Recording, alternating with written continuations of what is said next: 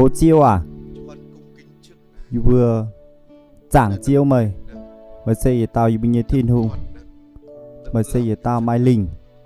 Sau dâm như hiếu của nhổ. Dâm như bữa của nhổ hiếu.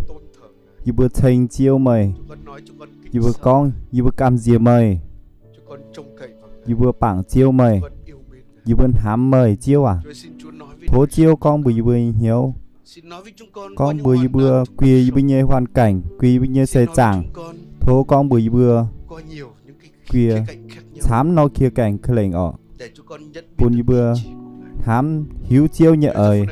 Chiêu nông chổi dù khói gọi dù vừa nhiều cảnh. Thố chiêu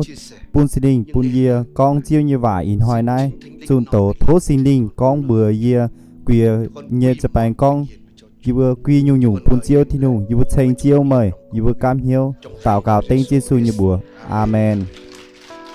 Amen. Đánh trình các đoàn ọ. Bữa có thể chat phim quỳ cái hên miền lan sao lan chat ọ. Sau đó bữa chuối gì ọ.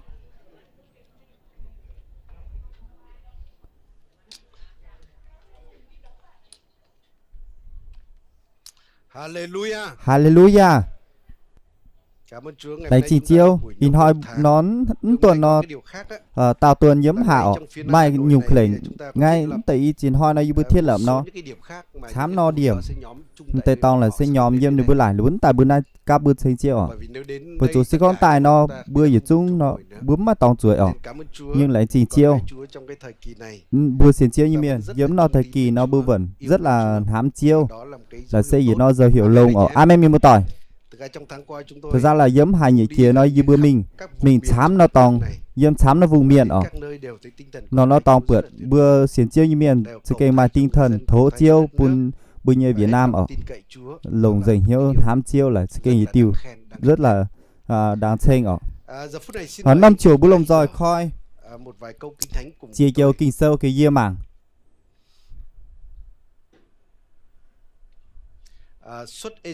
là sẽ xuất Egypt ạ nghỉ chiệp bước sang tí nhất diệm từ tí nhất diệm thì thao thực chết với diệm chiết thố tổ ạ có thể con nó xây dựng đoàn kinh sâu phải con nó xây dựng phần chiệp tiêu chiếu như lỉnh ạ chiếu con thì trao đảng với hiến chiếu con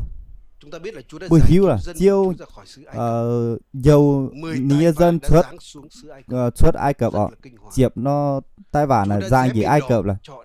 ni cho biển đỏ là pun được quyền à chiêu cho phép là pun núi dâm đồng vàng ọ chiêu thì nùng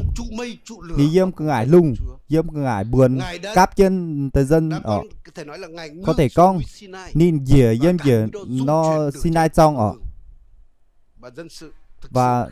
tới xiên chiêu như miền là lũ cam cái kênh hai cam gì à bắt đầu con nãy chiệp tiêu chiêu như lỉnh con này thì nung con nãy tới diệt súng và diệt xe mày bùi như thì nung tông to mày bùa xuất ý tề pung chủ châu nâu như tề pung với tao chỉ liu mái túng chẳng can tao chiên với mái túng với can châu hai nhung miêu phang mái cún dâm cùng ngoài lung phai cái nhỉ đao phai dâm đào bơi phai nhẹ phang ở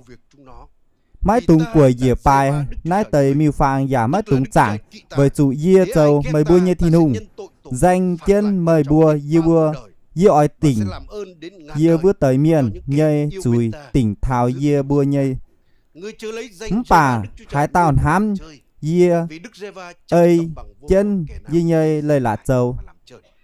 dìa chiều hám ninh thì kìa ọ bưa hạp vượt chàng loạn thì nung như lỉnh dâm trên này ọ thực sự lúc bữa sự kênh hai hiếu lúc bữa sự kênh cầm dìa chiêu bữa đông chiều lúc rất là oi mướng tay vào chiêu bày tỏ bún bữa kia thì nung như lỉnh ở chủ hiếu dìa sẽ chiêu thì nung Đức Giê-hô-va dìa sẽ chiêu thì nung cho nên đôi khi mà nó chè hồ chiêu ở con bù bưa hình nhung ở như con dâm thầy dâm ý chắn nó thời kỳ bưng ngắm chàng đấy bữa ta tao sự kênh cầm gì ở có lẽ là chiêu thì nung ở con bừa hình nhung dâm giai đoạn này và bưa cân ở chủ muồng này dâm sinh dung sâu ạ phơi chiệp với trang bữa mảng dâm ạ sinh dung sâu phơi chiệp với trang đấy xem những chiều kinh sâu khi mà tao tỏ ni ngắm bịa hồi thành lôi sự sông bịa no ngay lập tức mánh kiểu kinh sâu ạ dâm chết ni nhê của nhựa có lẽ là gì tôi không biết là mục đích của tôi tới Chúa đó có lẽ là thánh để làm gì. bữa xí chiêu như mến như tụ dê sẽ tốn kiểu nào Thi Thiên 46 câu 10 tôi chịu với giờ mà hãy yên lặng và biết ôi chủ muông ta là Đức Chúa Trời. dê sẽ chiếu thiên hùng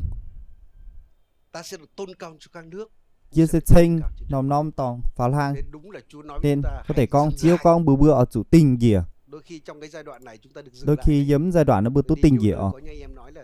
hại mà tự nhiên rất con nhiều năm không biết đảng sáng với là hiến gì, vừa không sám biết nó ngày nghỉ là gì. vừa non Bây giờ mình tình buộc công phải- nói như tụ hiu là nó ý chản Đây hiu là ạ cái điều mà giống như Chúa nói nói với xe là sám tịch cháu ơi chiêu con Ngài là Đức Chúa Trời. bữa ở chủ hiu thì nùng là Đôi sẽ khi chiêu chúng ta thì nùng quá túi đôi bụi, khi bữa là chúng ta quá hám bận rộn, rào khấu giờ nó chúng ta bằng kia như quá cháu mải mê điều này, điều bữa kia. mải mến thì cháu mải mê thì cháu thì bữa Có thể phớt lục lờ, hụ bữa chiêu thì nùng ạ có thể bỏ qua Chúa chăng? bữa quảng Và vì những chiêu giai đoạn này, những giai đoạn này Chúa muốn nói với chúng chiêu ta. ở con bữa Nên tôi muốn nói với nên giờ con bữa nhiều mưa tỏi thế này đúng là chúng ta sống đúng trong là thời kỳ dịch bệnh. bữa chàng chính thời kỳ búp dịch búp cảnh Rất ở nhiều những cái điều sám nhùng đặc suất biệt xảy ra. đặc biệt là ni suất tài Núi lửa, động đất, tống đao tống này hỏa hoạn, nu lửa suất này bút côn dịch trùng, cảnh này bút vươn này và như dịch lệ. bút sám no dịch cảnh này Và thực sự là cả thế giới rúng động. chiên nó cả lùng đĩa Tất cam cả dìa mọi liệu người ạ đều run rẩy hết. ta tao cam dìa liệu ạ Và thậm chí có những người thậm chí cả mà những Tây người Miền chưa tin Chúa mà tây miền họ còn xón nói xiên cái chiêu lừa ở con này là phải chăng phải Chúa Trời đang phải tìm kiếm con người? thi nùng ngam tài Phải chăng tham Chúa bữa đang ba muốn miền nói ạ với con người một chiêu điều ở gì con đó bữa ba miền hay nhung đấy? Tôi xem cả những cái video sám no mảng sám no video dâm đài truyền hình là lưu con chiếp no tai vạ dâm dĩa ai và cập nói cái nào đó có cơ lưu sở. con là mai cơ sở Và giống như một cái câu Hang hỏi bỏ ngỏ đằng vì sau. nó câu hỏi Phải chăng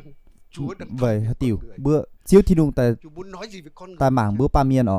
Anh chị em có chiếu tin ở là con Chúa bữa đang nhủ. muốn nói điều gì đó với loài nhưng bữa người tỏi không bữa anh chị em? xiên con chiếu ở con bữa hay nhung như phái chiếu luôn luôn ở con Nhưng những giai đoạn này là nhưng giai đoạn những giai đoạn nên đặc biệt phải chiếu ở bữa ba miền ở chủ hiếu thi nùng yên lặng, phải dừng lại. bữa chủ muông nhung nhung ở chủ tinh dìa hiếu chiêu chiêu thi nùng ạ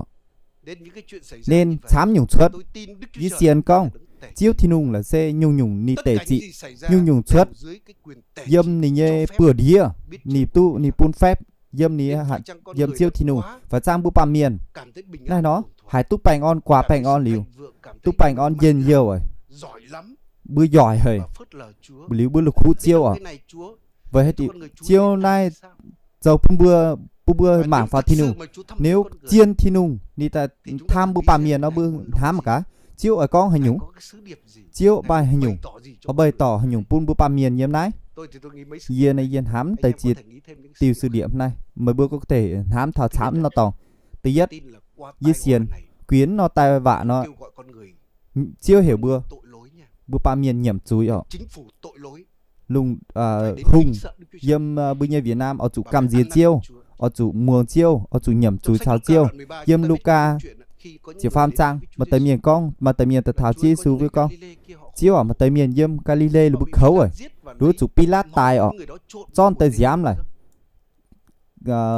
và dường như những người kia hàm ý tây là miền những lúc người con này rất tội ổn lỗi. tây miền là rất là tỏng chui ở Thực ra Chúa lại muốn thật nói ra là làm chiêu sao ấy để con lúc bữa lại nói lúc nếu xuất các ngươi không chiêu ăn con năn chỉ có mấy bữa thì các nhầm ngươi chui bị hướng mấy mất. bữa kiểu chủ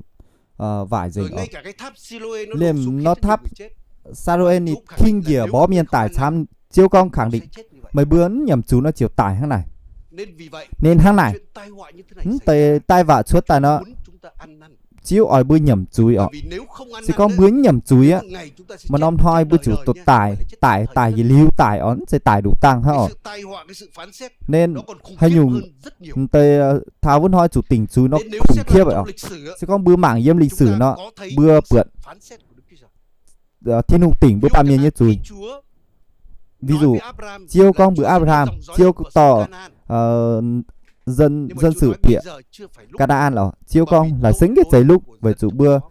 tây ba miền tây dân này tổng chú chám mẹ ọ Nên dường như chúng ta nên thấy dường như bữa bượn là mặc dù Đức Chúa Trời là đấng mặc đầy dù là lòng thương thiên yêu, hùng hám bữa ba Đức miền Chúa Trời nhân từ thiên lắm, hùng Đức Chúa Trời là sự cha kinh của rất mọi là người. thiên hùng là sẽ bữa ba miền như te Nên chính vì vậy mà nên khi háng Chúa này bày tỏ cho chiêu ở Môi-se bày tỏ pun là mô xe con bữa người bữa mà ba Chúa dùng miền để viết luật pháp chiêu của lồng Chúa. phía giờ nó Khi đọc trên như luật luật pháp pháp ai cũng khi nghĩ bữa là tổ kinh vì hoàng, luật sự pháp công chính của Chúa được